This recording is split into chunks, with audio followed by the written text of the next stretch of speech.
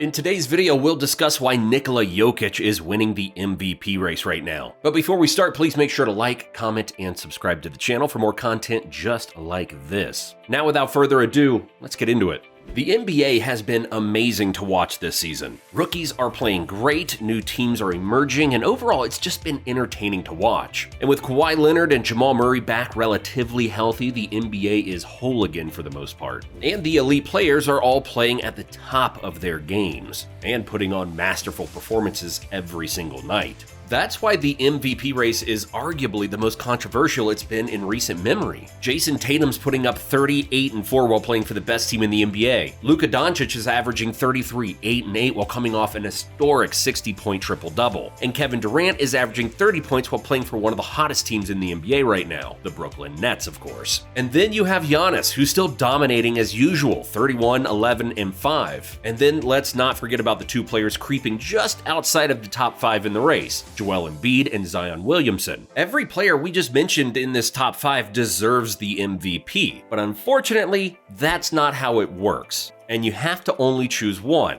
And as of right now, Nikola Jokic is our MVP, and this is why. Let's start off with his offense in the low post area. Nikola Jokic is ranked 10th in the NBA in shots within 5 feet from the basket, shooting 71% on 7 attempts per game. This is where he excels. The Joker's post-scoring ability is top tier, and it's for various reasons. For one, the 280-pound big man has ballerina-like feet, and the way he can balance himself and turn on his pivot foot is amazing. Add that with his awkward movement and rhythm, and you can see why it's nearly impossible to stop him. And remember, the last time the Denver Nuggets went up against the Los Angeles Lakers, he absolutely dominated Anthony Davis on a majority of their one-on-one matchups. And of course, as you all know, Davis is no joke on the defensive end, and Jokic would just bully and push him around at times. So if Anthony Davis has trouble guarding him in the post, then it's safe to say it will be the same result for any other defender. He also has this incredible spin move that he uses whenever a defender is playing too close to him in the post, and he uses veteran tactics to seal the defender behind him with his big frame to make the layup much easier. Then, even if you do have a big, strong defender on him that's preventing Jokic from backing down, he has amazing touch on his hook shots and push shots, and it honestly bails him out a lot. And that's not to say it's luck, it's just his pure skill. He's a post player that you have to double every time he enters the post, because not even AD, Draymond, Giannis, Robert Williams, or Brook Lopez can consistently contain him one-on-one. And in the mid-range, while he isn't a high-volume shooter from there, he still isn't someone you want to leave open. He's only shooting 33% from 3 on a couple attempts per game, but we all know he is more than capable of hitting a three-pointer. And he's actually shooting over 39% from 3 over his last 6 games. And if he wasn't already dominant enough in the scoring department, it's worth mentioning that Jokic is also one of the best rebounders in the NBA. He's ranked 7th in the league in rebounds per game, and versus the Hornets, he grabbed a ridiculous 27 rebounds in a win. He just has that nastiness in his game that every coach loves. He will fight for any rebound, and when his motor is running high, he can make it very difficult for opposing teams on the boards. But of course, what really makes the reigning MVP unique is his savant-like passing ability. The Joker is currently 4th in the NBA in assists per game, averaging 9.5, 6th in potential assists, and 5th in assist points created. And lastly, he's number 1 in the entire NBA in passes made. He is one of the most unselfish superstars in the game.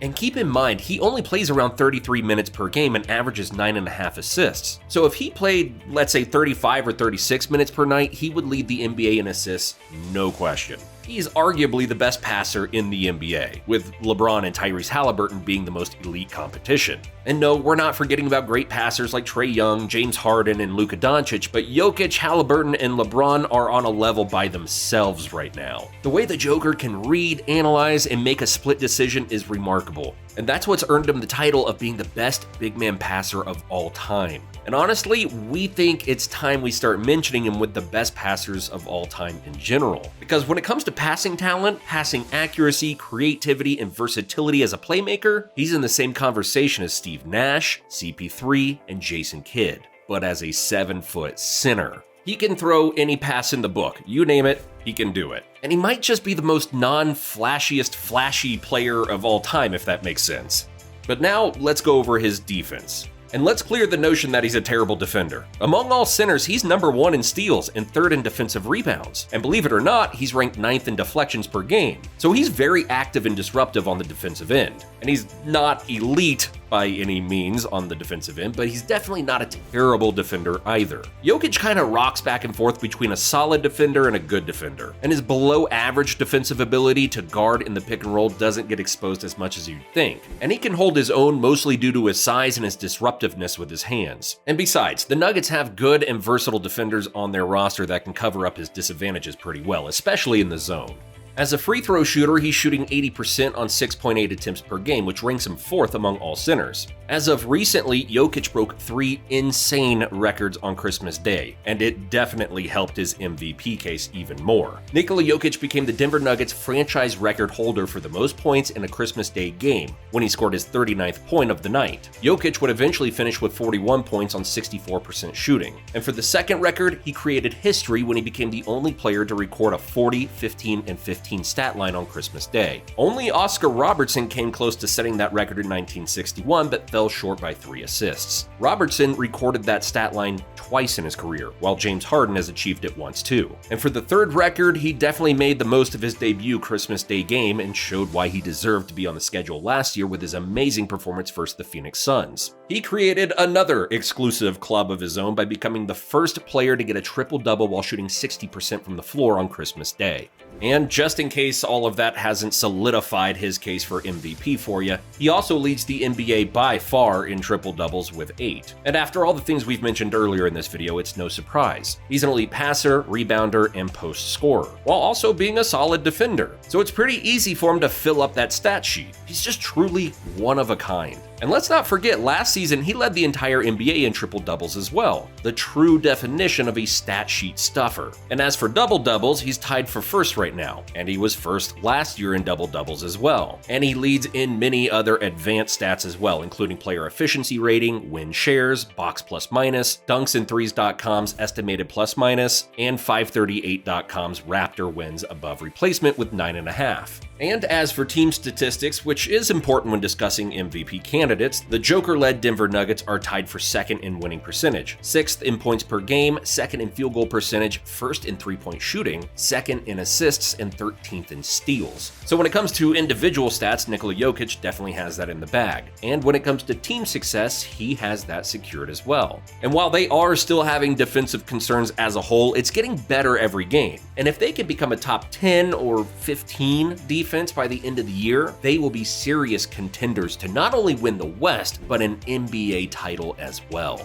But again, navigating back to the MVP race, we need to remember it's still early in the season, and numbers can drop or increase. And with Luka, Giannis, Zion, Tatum, and Joel Embiid putting up great numbers every night for winning teams, the Joker will have to keep up his perfect all-around game to stay at the top. And of course, players like Ja Morant, Donovan Mitchell, and SGA aren't to be pushed to the side either. They're all playing at an elite level, and they're all at the peak of their careers as of right now. But what do you think? Is Nikola Jokic the MVP? And if he isn't, who is? Feel free to leave us a comment down below. Thanks for watching, and we'll see you in the next one.